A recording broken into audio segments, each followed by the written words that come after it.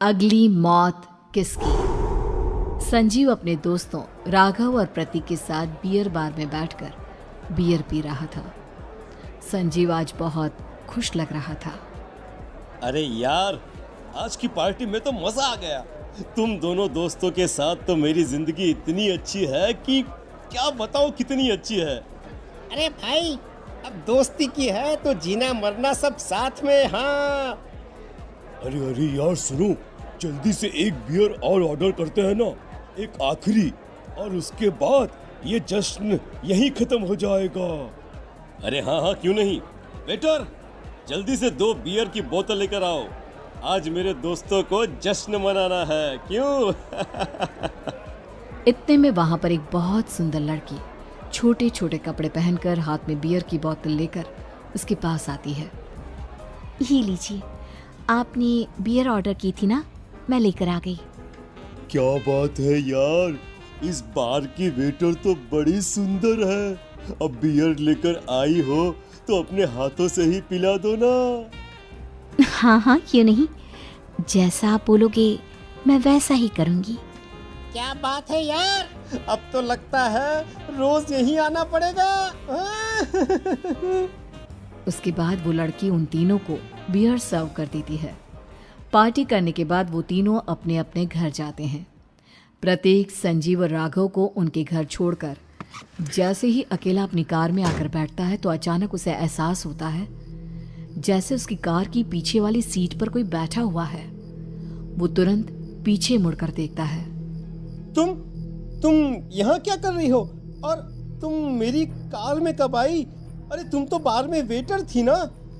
बस ऐसे ही मेरा दिल कर रहा था आपके साथ आपके घर चलने का, इसलिए मैं आपके साथ चली आई। अरे लेकिन तुम मेरी कार में आई कब? अभी कुछ देर पहले तो यहाँ पर मेरे दोस्त बैठे हुए थे।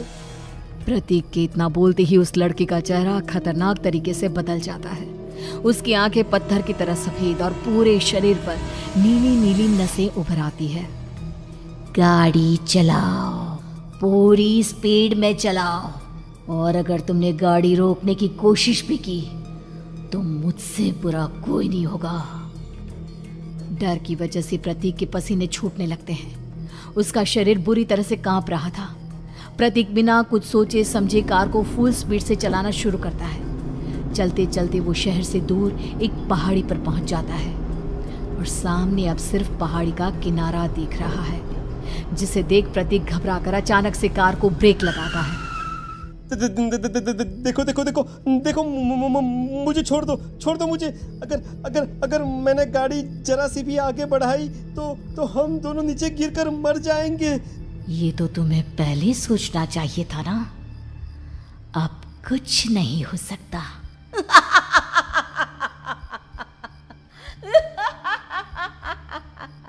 छोड़ दो मुझे। नहीं नहीं, प्लीज मुझे छोड़ दो। प्लीज प्लीज मुझे जाने दो, छोड़ दो मुझे। गाड़ी आगे बढ़ाओ। और तभी अचानक से बिना प्रतीक के स्टार्ट किए उनकी कार आगे बढ़ती है और गहरी खाई में गिर जाती है। उसके चीखने की आवाजें चारों तरफ सुनाई देती है।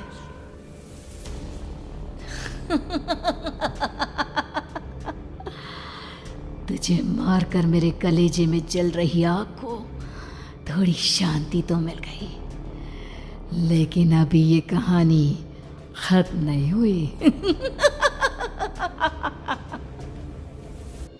और फिर अगले दिन राघव और संजीव को पता चलता है कि प्रतीक की पहाड़ी से नीचे गिरकर मौत हो गई। अरे कल रात की तो बात है यार, हम सब बैठकर पार्टी कर रहे थे, लेकिन मेरी एक बात समझ में नहीं आ रही। राघव शहर से इतना बाहर उस पहाड़ी पर इतनी रात को क्या करने गया था? अरे यार, वही सोचकर तो मैं भी परेशान हूँ। हम दोनों को छोड़ने के बाद तो वो सीधा अपने घर जाने वाला था, और वो आत्महत्या क्यों करेगा भाई? कल रात तक वो कितना खुश था, हमारे साथ सेलिब्रेट कर रहा था। हाँ, लेकिन पुलिस ने तो यही कहा है कि प्रतीक ने अपनी कार को जानबूझकर पहाड़ी से नीचे गिरा दिया और आत्महत्या कर ली। अरे यार संजीव, मेरी तो कुछ भी समझ में नहीं आ रहा है। चल ठीक है, अब मैं अपने घर जाता हूँ। Okay bye. राघव अपने घर में अकेला था। दोपहर का वक्त था। तभी दरवाजे की घंटी बजी। कौन है? अरे 1 मिनट रुको, अभी आता हूँ। राघव ने जैसे ही दरवाज़ा खोला उसने देखा कि सामने एक बहुत खूबसूरत लड़की खड़ी हुई है। कौन है आप और यहाँ किससे मिलने आई हैं? देखिए ना, बाहर बारिश शुरू हो गई थी, मेरी गाड़ी खराब हो गई है। आपका घर नजर आया तो सोचा कुछ हेल्प ले लेती हूँ। क्यों नहीं, आइए ना, आइए आइए। मेरे कपड़े पूरे भीग चुके हैं, क्या आपके पास टॉवल मिलेगा प्लीज? राघव अपने बाथरूम से एक टॉवल लाकर उस लड़की को देता है। थैंक यू सो मच, अब मैं चलती हूँ। अरे इतनी क्या जल्दी है? आप चाहे तो बारिश रुकने तक यहाँ पर रुक सकती हैं। हाँ। लड़की ने पलटकर राघव की तरफ देखा। नहीं, मुझे जाना होगा, मेरा काम बाकी है। और वो वहां से चली गई। उस लड़की के जाने के बाद राघव अपने बाथरूम में नहाने के लिए गया और जैसे ही उसने बाथरूम में देखा तो उसका टॉवल वहीं पर लटका हुआ था। उसने टॉवल हाथ में लिया तो देखा कि उसका पूरा टॉवल खून के धब्बों से सना हुआ है। अरे अरे ये क्या? ये टॉवेल तो मैंने उस लड़की को दे दिया था। ये वापस मेरे बाथरूम में कैसे आ गया? और इस पर ये खून के धब्बे कहां से आ गए? राघव ने आईने में देखा तो उसकी गर्दन पर एक बड़ा सा चाकू का कट लगा हुआ था जिससे खून बह रहा था, जिसे देख राघव के होश उड़ गए। हाँ, अरे ये क्या? मेरी गर्दन इतनी ज्यादा कटी हुई है और मुझे दर्द भी नहीं हो रहा है। ये क्या हो रहा है मेरे साथ? राघव घबराकर बाथरूम से बाहर आया और अपना मोबाइल उठाकर उसने संजीव को फोन लगाया। संजीव जल्दी से मेरे पास आ जाओ। मुझे लगता है कुछ बहुत बड़ी गड़बड़ है, जल्दी आ जाओ। उधर से आवाज आई, लेकिन वो आवाज संजीव की नहीं बल्कि एक लड़की की थी। कुछ अजीब नहीं हुआ है, बस तुम्हारी मौत तुमसे मिलने आई थी और तुम्हें मारकर चली गई।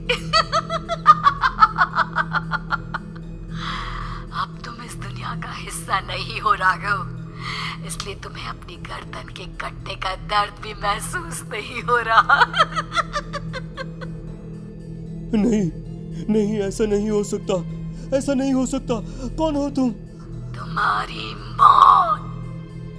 अब संजीव के पास खबर पहुंचती है कि राघव ने अपने ही घर में चाकू से गर्दन काटकर आत्महत्या कर ली। ये सुनने के बाद संजीव के होश उड़ गए। वो पसीने से तरबतर हो गया और एक अनजाना डर अब उसके दिल को सताने लगा। संजीव के साथ ही उसका एक छोटा भाई राजीव भी रहा करता था। अपने भाई को इस तरह परेशान देखकर राजीव उसके पास आया। अरे भैया, क्या हुआ भैया? आप इतने घबराए हुए क्यों लग रहे हैं? प्रतीक और राघव की मौत, मेरा मतलब मेरी कुछ समझ में नहीं आ रहा भाई। अचानक से मेरे दोनों दोस्तों ने आत्महत्या क्यों कर ली?